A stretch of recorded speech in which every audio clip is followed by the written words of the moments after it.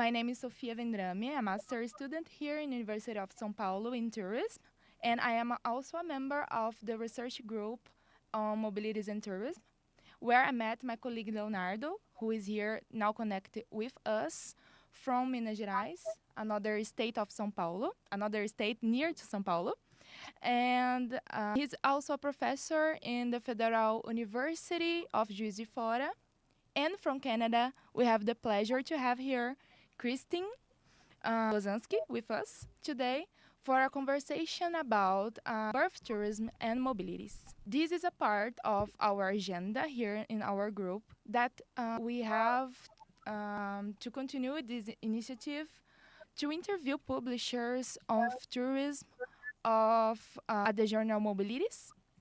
And to continue this initiative, we have here Kristin, who published an article called Mobilizing Mobilities, Birthright Tourists as Willful Strangers in Canada.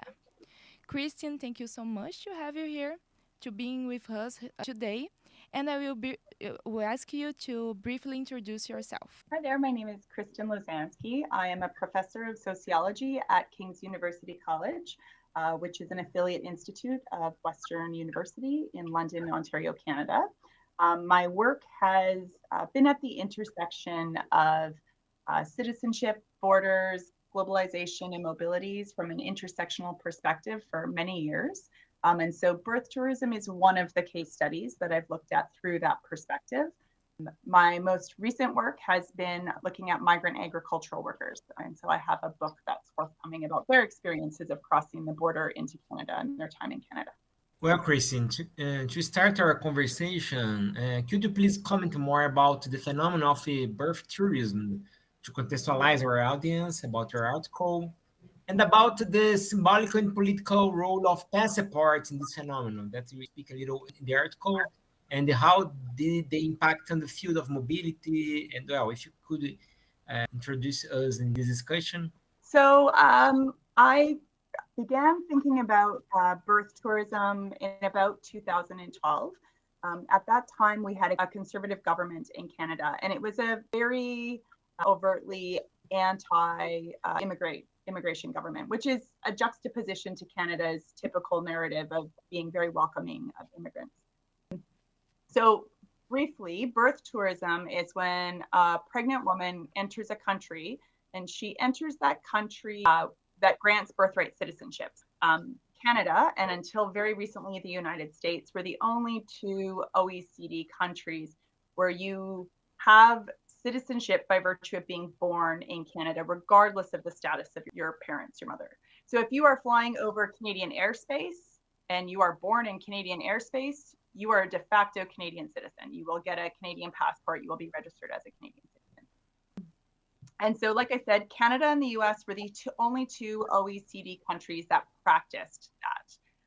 The US in January of 2020 introduced a restriction saying that they would no longer issue visas to women for the sole purpose of giving birth in the country. So you can't get a tourist visa or a non-immigrant visa to give birth in the US. There are no such provisions in Canada. So it's never been articulated as a way by which Canada wants to build its citizenship, but there are no restrictions on it.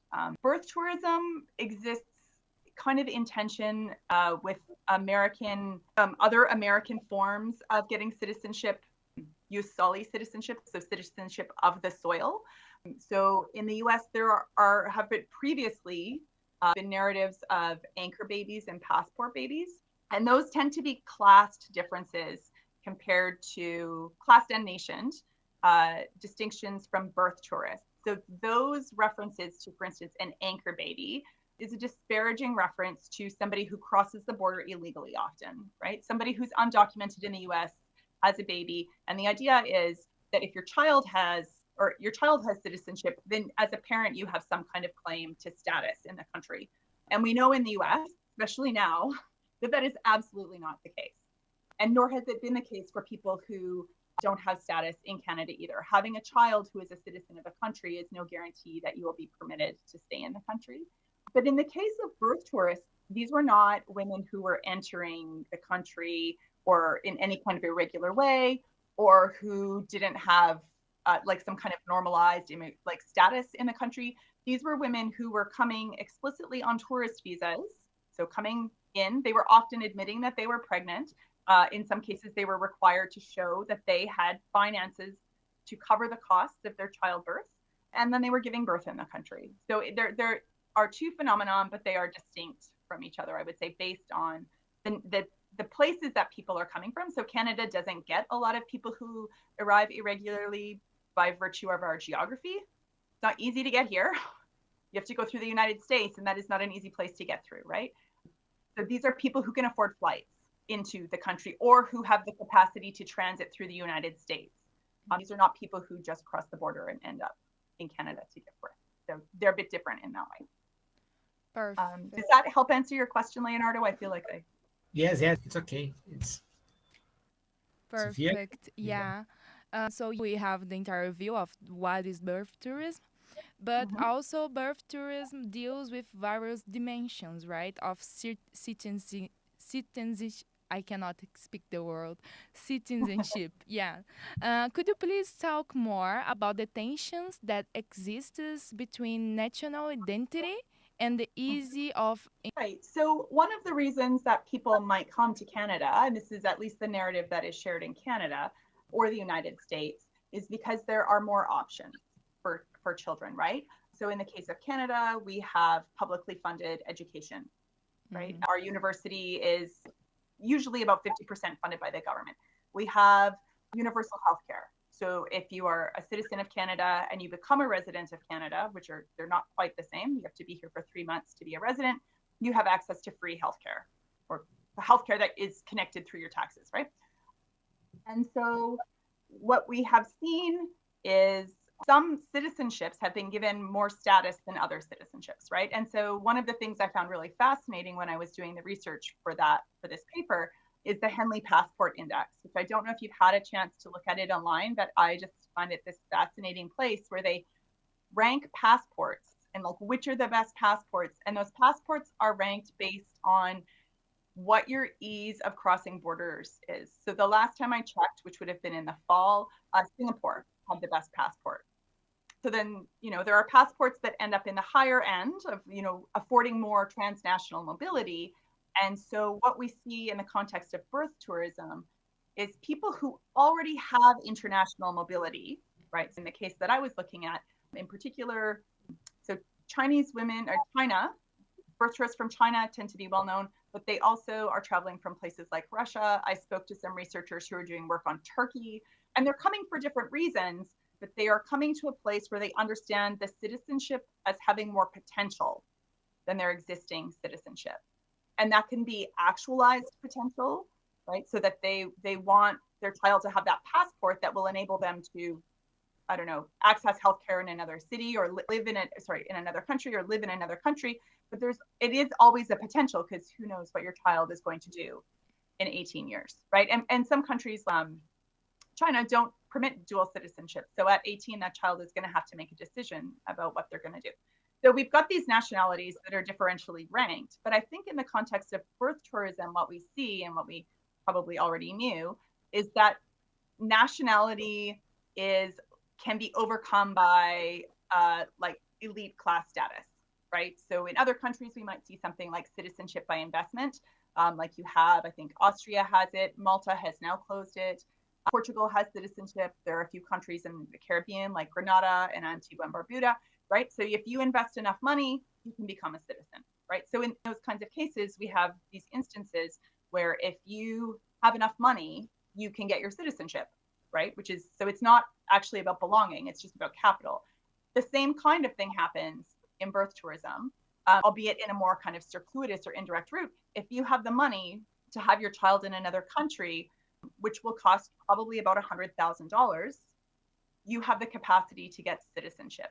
So, I mean, we know that borders are porous, but both of those instances to me are examples where they are especially porous to like the kind of elite, right? So people who already have the money and already have the possibility to travel. Both of those things have to be in place, and then you can use that to leverage for citizenship. Well, Kristin, because as you said, this phenomenon is closely related to the network capital that usually restricted to the elites in general. But there is here, and your article shows this, it's a difference within the group itself, right? Depending on the national context. So, be elite, it's different where depending on the country where you were born, etc. So, how do you see this difference in terms of the mobility capital of these groups? Because, well, okay, money, you can pay a lot of things with money, but elites in general in central countries has less problems than another elites in not so central countries. I don't know if you speak a little more about this difference between elites and the with the background of the national contest. Right.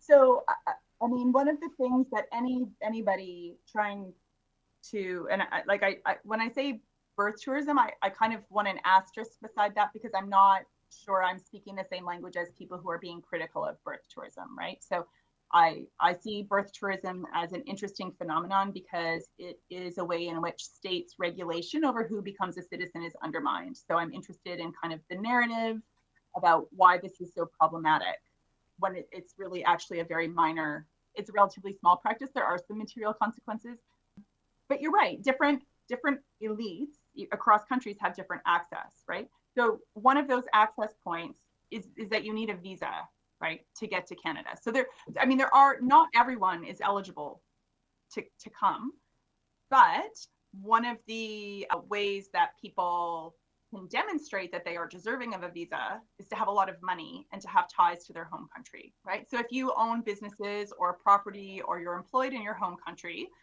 and you have money, then you're not seen as a risk, right? There's this assumption that everybody who doesn't have those things would definitely want to live in Canada for the rest of their life, which is, untrue. So depending on the country you're coming from, depending on relations with that country, would determine the ways in which your application would be read by a visa officer, right? So even women who are coming from Turkey or China, they still need to have a visa. It's just that their circumstances and the evidence they can provide that they don't intend to stay permanently in Canada, which is all the immigration officer is looking for, enables the fact that the mother can demonstrate that she won't stay permanently, enables her child to potentially stay permanently, right? So her impermanence, her capacity to show that she has relevant assets that make her unlikely to stay are the things that make it possible potentially for her child to stay in the future. And those do differ by country, right? We have instances where we know Canada does not provide visas equally, right? So I just have been finishing up some work on Jamaica, and if I can remember the numbers, to get a visa to Canada from the United States usually takes something like 42 days.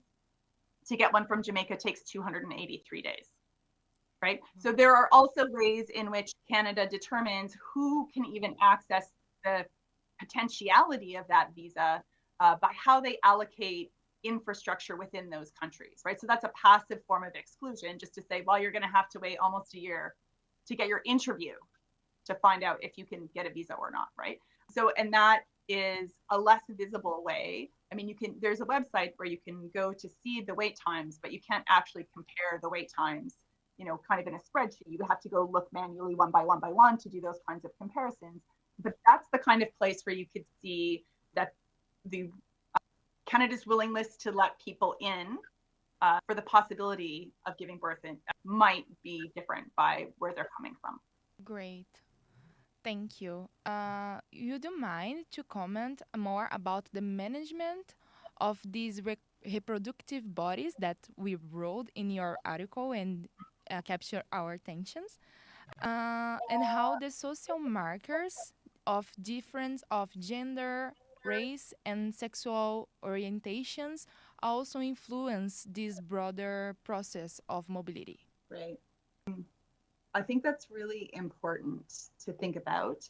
And I would argue that we see racialized aspects of exclusion that operate, like I said, in passive ways through infrastructure in countries, right? Like what kind of immigration infrastructure exists in Jamaica, right? is very different than it would be, for instance, in Germany, right? Yeah. But that it only exists in a passive way because Canada's narrative of itself is that it's very welcoming to everyone, right? We're a multicultural country, we accept everyone, and it can't be visible in that way that actually we are highly selective in how we manage visa applications. In terms of reproductive bodies, this is work that I did with Susan Frolick at UBC and Amy Spear at the University of Texas. And one of the things that struck us was that by looking at, when we think about crossing borders, it's a very embodied experience, right? So if you think about crossing a border, it might include sitting on a plane, being uncomfortable. It might include being jet lagged. It might presenting yourself to a visa officer to apply for a visa and to present yourself as a trustworthy person and deserving of this opportunity. But there's something about reproduction that kind of hyper embodies people, right? Reproductive bodies are like hyper embodied. And they also, through their reproduction, carry this future potentiality within them. And so that was what got us to thinking about what it means to have to cross borders because of your body or in spite of your body. And as you pointed out, that is definitely something that is tied to gender, race, and sexual orientation. A couple of years ago, I supervised a thesis student, Meredith Lee, and she did a really interesting follow-up to my paper as her master's thesis. One of the notable absences in my paper was that I could only access the Chinese language websites, and I could only do that through an interpreter. That was how I did that. What she did was to go through social media, two social media platforms, and she did a large-scale data analysis of both individuals who had participated in or were asking questions about birth tourism, and also businesses to look at what their motivations were, how they were articulating this as an experience, what the problems were. And some of her most interesting findings were that businesses were targeting single women and they were targeting same-sex couples. And that was because the birth tourism was linked to broader reproductive practices like IVF. And those are practices that are unavailable to single women and same-sex couples in China. In this case, there were women who had different marital statuses and different sexual orientations who were leveraging their capital to access reproductive activities in the United States or Canada because they could not do it at home. Right? To me, that was very interesting because the pitch was not, from the businesses, was not, oh, you should do this and your kid will have free public health care in 18 years. The pitch was, you can do this even if the Chinese government doesn't want you to have access to this particular service. So in that case, birth tourism became like an end run around the Chinese government for people to have children who were not permitted by law to access services in their home countries. That's what I want to say about that. Yeah, I think when we talk about birth tourism in the media in Canada, it is never discussed in terms of Europeans who give birth to Canada. And one of the things to point out in terms of birth tourism is that there are actually no numbers. We have no data. We have records of people who are private hospital patients, so people who wouldn't be covered by healthcare plans, public healthcare plans, but those could be people who are here for a range of reasons. So that includes international students might not be covered by healthcare plan in that moment. Or we could have people who are temporary foreign workers who, are considered out of country, even if they are covered, right? And so we don't actually know who is coming for the purpose of having a child to acquire citizenship. We also have people who have babies here by accident because that happens, right? It's not very predictable. And we are, in discussing birth tourists in the ways that they have been represented in the media as this kind of like manipulative, self-seeking subject who's crossing borders to get these advantages for their child, we're not very reflective of the distinctions within those groups. So I'll give you another example. Canada took in many, they provided work visas for many Ukrainians when Russia invaded. Those people do not have citizenship status. All of their children then are technically considered the children of birth tourists. So you provide some kind of refugee outlet, right? Or if you have somebody who's made an asylum claim and it hasn't been ruled on yet, right? They are technically not citizens of Canada. They don't have status in Canada, or are they birth tourists as well? And there's a way in which I would say nationally and in terms of national identity, we look away from who it would be okay, right? So a German citizen, right? Well, that's, a German citizen, in a way that we don't look away from other people, right? And we can see this tension, even in, Canada's broader international political relations, right? The differences in which they have treated people in Sudan and people in Ethiopia, or Sudan and Ethiopia, and those from Ukraine, right? What is the response? And then is Canada, in those, comparing those two different contexts, is Canada willing to accept, Ukrainian Canadian children versus Sudanese Canadian children, right? In those comparable situations, right? And there is a way in which those are not seen as equally Canadian, right? So the exclusion operates in that way as well, right? Even for people who do not have the capacity to get here on their own, they don't have the finances, they are still seen in different ways and accepted in different ways, as would be any children that they have. Well, very interesting, well, have a lot of things to think about this, right? Because it's very interesting, and the central issue for us.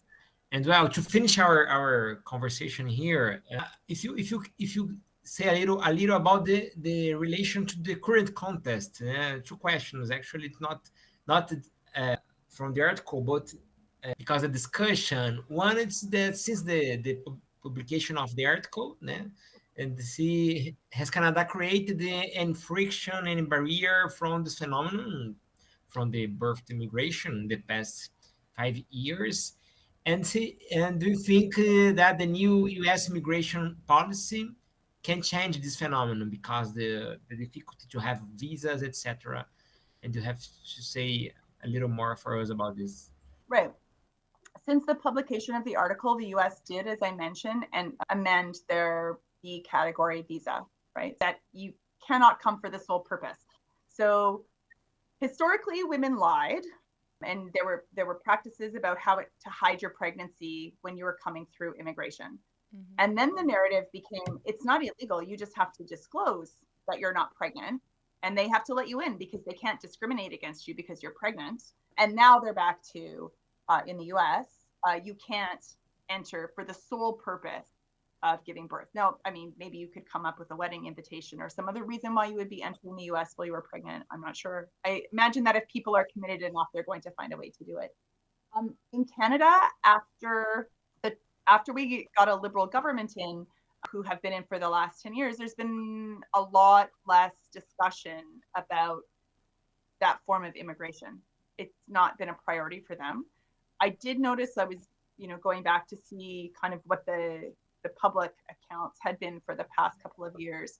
And there have been a few articles discussing the problem of birth tourism, but they're doing it not from the perspective of citizenship, but from the perspective of health resources, right? The argument is, if you have birth tourists in maternity wards, then those are spaces that Canadian women can't access, and they might need to. The problem is, and I think most people have realized this, the problem in Canadian health systems is not due to birth tourists. It's a problem across the entire Canadian health system, and stopping birth tourists from using hospitals is not going to change much. I mean, in a few instances it will, but overall that is not, the straw under which the camel of the Canadian healthcare system's back is breaking. It's breaking for all sorts of other reasons. So there hasn't been much about birth tourism since I did the paper in Canada at all, actually. What I will say, and it will be interesting to watch, is Canada has recently significantly lowered its immigration targets for the first time in, I can't remember how many decades. this year. So we're also in the midst of a housing crisis, which I imagine many other countries in the world are as well.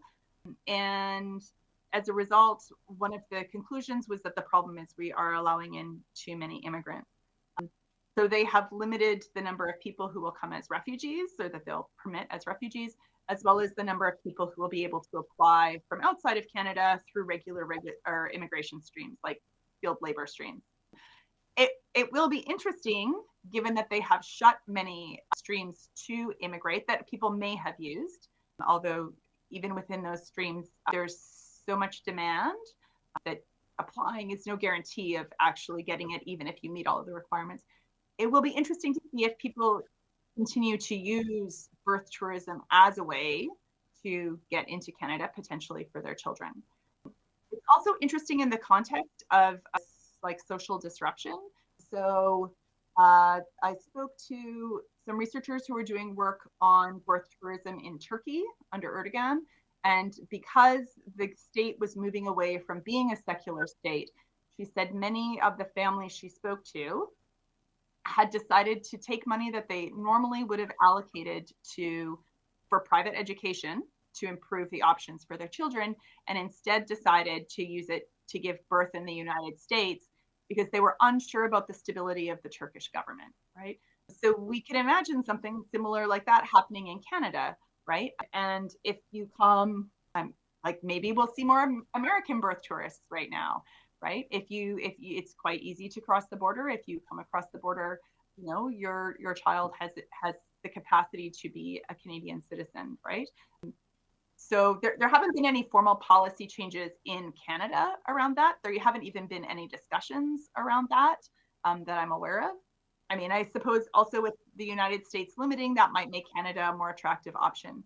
But nothing I've read has pointed to any increase in numbers other than the numbers peaked right before COVID at about, I think, 6,000. Then they obviously dropped during COVID, and they have now recovered to just below, I think they're at about 53 or 5,400 estimated births per year. Again, we don't know exactly who those people are or their reasons for giving birth. In terms of new immigration policy for Canada to limit birth tourism, they could put in a similar provision to the US that you can't come for the sole purpose of giving birth. But I, again, imagine that people would find a reason to make a justification to visit Canada. The other possibility that has been put out there is, so right now, immigration in Canada is governed by the federal government, and health is governed by the provincial governments. And there is not information sharing. That you need to have special agreements for information sharing. So what that would require would be information sharing agreements between federal and provincial governments to be able to track who's actually giving birth and what their status is in Canada. That is a lot of private information for provincial governments to give up. And it's a huge infrastructure of staff and monitoring that simply isn't worth it for, 6,000 people a year, which would actually, it's less than 6,000 people a year, right? If you exclude international students and things like that. So because of the way Canadian governance systems work, it's not clear that there are obvious ways to change it. I know Donald Trump wants to change birthright citizenship. It will be interesting to see if he's able to do something like that that's embedded in the Constitution. That is such a radical change that there's been no discussion of that in Canada. It's like one of our founding principles. So we've had no conversations to that. And in the current state, other than limiting immigration, as kind of like we're just going to limit the number of visas we make available, people are focused on other problems. Like I'm sure they are in Brazil, like the price of food and the cost of housing. And so this becomes not actually that significant, especially under the government we have right now, which is not taking an anti-immigration stance so much as just like a let's break on immigration, as opposed to immigrants are manipulating the system, which was our previous conservative government. Yeah, for sure. Every government has her own vision of all the problems that we are facing now in the world. But like yesterday, Trump said that they will limit the student visas. So this is Yes. some forms of creates frictions and in the immigration plans of each Mhm. country. But yeah, thank you so much, Um, Kristin. Yeah, yeah, we can and I'll comment. just add one thing. I'm not. So one of the other things that Meredith found in her research Yeah. was that one of the reasons that individuals said that they wanted to access Canadian or American citizenship was because elite Chinese universities actually have spaces reserved for international students that have lower entrance requirements than they do for Mm, Chinese students. So if you have a Canadian passport and a lower average, you can access university, right? So your reference to the international student visas is interesting because there's a way that maybe if you can't get an international student visa to go to Harvard, but maybe if you were born in the US, even though if you've never lived there, yeah. right, then you might have. So there's a way in which these kind of blanket ways of shutting things down might actually be increasing pathways or increasing people's interest in I mean it's not illegal, but it is kind of a backdoor way to get citizenship, right? So they might, by shutting down formal channels, might be increasing those pathways. Exactly, this makes sense. So if the activity, the phenomenon is not illegal, they are under the law, so they can do whatever they want under the Mm-hmm. law to access Yeah. rights. This makes a lot of sense. Was a really great time with you, Kristin. We build those questions because we think that, especially these last ones, because it's already have passed 5 years of your paper and the world changed a lot, and Mm-hmm. it's great to know that you the, this is government, I forgot the word again, but this is priority that the governments can do or not. No? So Yeah. was a great discussion. Thank you so Yeah. much also for being here with us to to this Mm-hmm. conversation was really good. And when we put this on your YouTube, we will share with you the link so you can Okay. share with your Great. colleagues as well. Okay? So Thank you thank so you. much. Thank you. We are part again of the MobTur. So Mhm. Thank we, you, Kristin. yeah, this is a part of our initiative. So if I will send a message here, so Julia will cut, but I will send a message here for the YouTuber that is seeing our video.